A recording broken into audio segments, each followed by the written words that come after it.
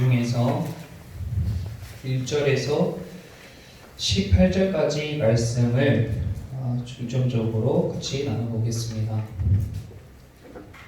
시편 89편은 1절, 2절을 살펴보면 내가 여호와의 인자하심을 영원히 노래하며 주의 성실하심을 내 입으로 대대에 알게 하리이다.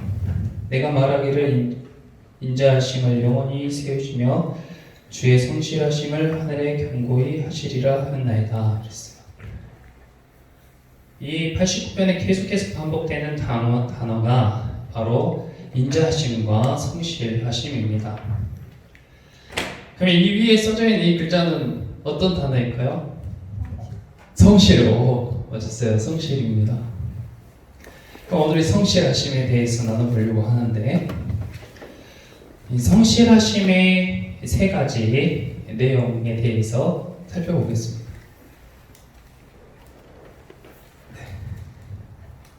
첫 번째로, 성실은 만물의 시작과 끝이다. 성실하지 않으면 모든 만물이 존재할 수가 없다. 1절에서 4절을 살펴보면 영원이라는 단어가 반복이 돼요. 영원히 노래하며 또 영원히 세우시며, 영원이라는 단어는 하나님께만 속한 거라고 했잖아요. 이 사람들 또는 금이라든지 산이라든지 해, 이런 것들은 영원에 가깝다, 이렇게 표현한다고 했습니다. 하나님의 성실하심으로 말미암아 만물이 시작되고, 또 하나님의 성실하심으로 말미암아 만물이 유지되고 있는 거예요. 그래서 이 성경의 말씀들을 살펴보면 온통 하나님께서 하신 일에 관한 것들이 쓰여져 있습니다. 하나님이 하시고, 하나님이 하시며, 이루시고, 만드시고, 세우시고, 견고하게 하시고, 다스리시고, 깨뜨리시고, 건설하신다 등등 하나님이 하신 수많은 일들에 관해서 기록되어 있어요. 또 우리 방금 찬양단이 찬양 후에 기도했지만, 또 제가 기도할 때에도 우리의 기도의 내용을 살펴보면 많은 부분이 하나님께 이런 부탁을 드리고 있어요. 하나님, 이거 해주세요. 이루어주세요. 변화시켜주세요. 고쳐주세요. 보호해주세요. 안아주세요. 위로해주세요. 등등 이런 기도들을 하나님께 올려드릴 때마다 하나님께서 그것을 흘려버리지 않으시고 이루신다는 거예요. 우리에게 선하게 이루어질 수 있도록. 그러니까 하나님이 얼마나 할 일이 많으시겠어요? 말씀에 기록된 것 다 하셔야 되고, 우리가 기도하는 것 하는 와중에도 또 수많은 기도가 올라오고 있잖아요. 근데 그것을 하나님께서 귀찮아하시거나 그것을 외면하지 않으시고 성실하게 계속 이루고 계신다는 것입니다. 그래서 이 성실은 하나님의 본성이면서 만물의 시작, 이 성실하심으로 말미암아 만물이 시작되었고 지금도 유지되고 있고, 이 성실하심을 그치는 그 시점이 바로 만물의 끝이 된다. 두 번째는, 성실하심은 자연의 특징이에요. 하나님의 성실은 태초부터 지금까지 쭉 유지되어 오고 있지만 우리 눈에 보이지 않고 느낄 수 없죠. 그런데 이 하나님을 닮은 자연은 그것을 눈으로 보고 우리가 확인할 수가 있습니다. 이 자연이라는 한문을 보면 스스로 자에 그럴 연이잖아요. 스스로 생겨났다, 그런 의미예요. 스스로 그러하다. 이것이 하나님의 본성과 닮은 것이죠. 그래서 자연을 자세히 보고 그 이치를 따져보면 그 탁월한 성실함에 우리가 감탄하지 않을 수가 없어요. 예를 들어볼게요.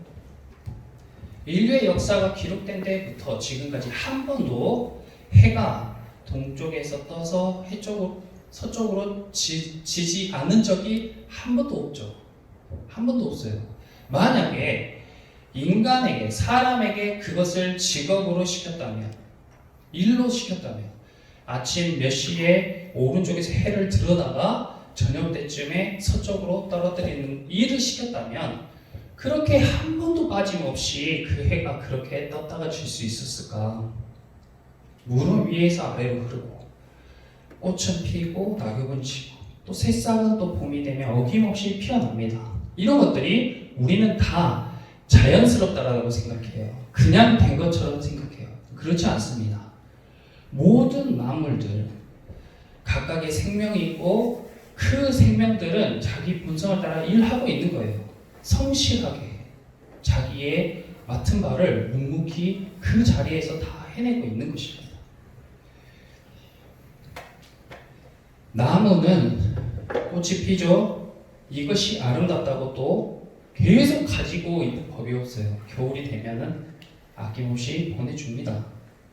그리고 새싹이 땅속에서 너무 춥다고 계속 땅속에 있는 법도 없어요. 봄이 되면 어김없이 땅 위로 피어오릅니다. 이것이 자연의 특징이에요.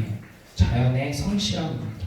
그러니까 우리가 자연을 유심히 보면 본받을 것이 많이 있는 것이죠. 그리고 더 깊이 들어가 보면 그 자연 이면에 있는 하나님을 경험할 수 있게 되는 겁니다. 간접적으로.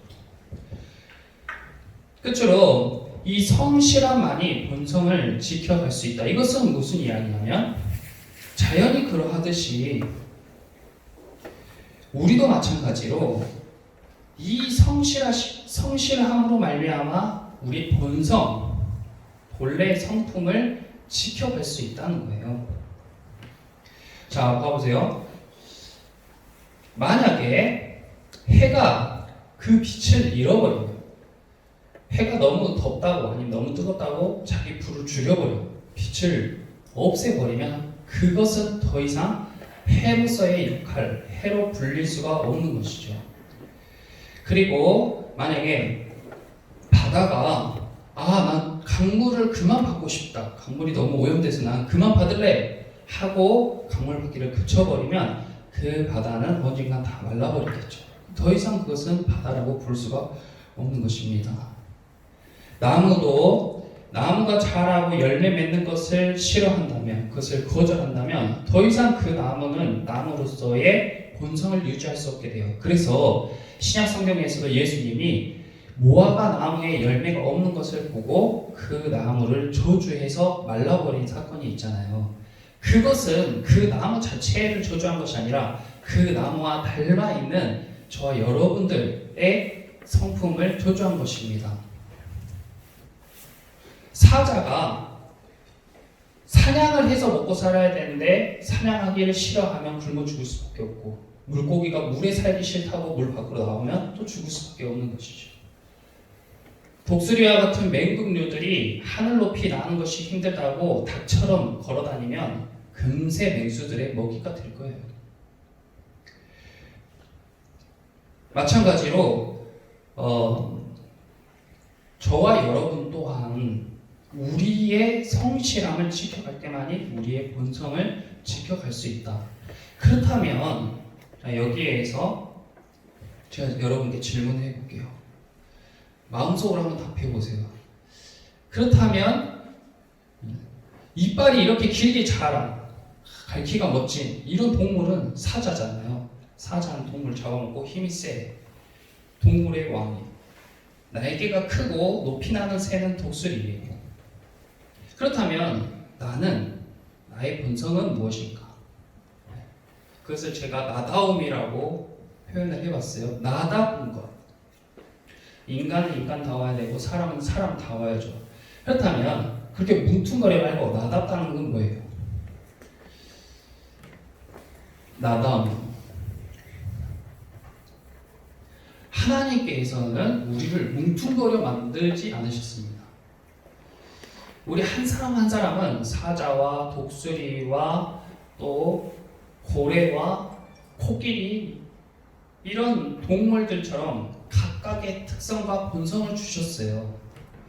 그것을 성경에서는 부르심이나 예정이라고도 표현합니다. 각자 주셨어요. 독특한 특별한 것들을. 그래서 그 특별함을 성실하게 갈고 닦을 때 그 사람이 그 처음에 하나님께서 창조하신 모습 그대로 빛을 발하는 거예요. 그런데 우리가 보면 특히 여러분 나이 때 그렇게 빛나고 특별하고 독특한 사람이 거의 보이지 않죠. 전체로 뭉퉁거려서 사회는, 나라는 우리를 뭉퉁거려 봐요. 중학생을 중학생으로 통으로 봐버리고 통으로 끌고 갑니다. 그러니까 그런 특별함이나 나다움이 묻혀지는 거예요.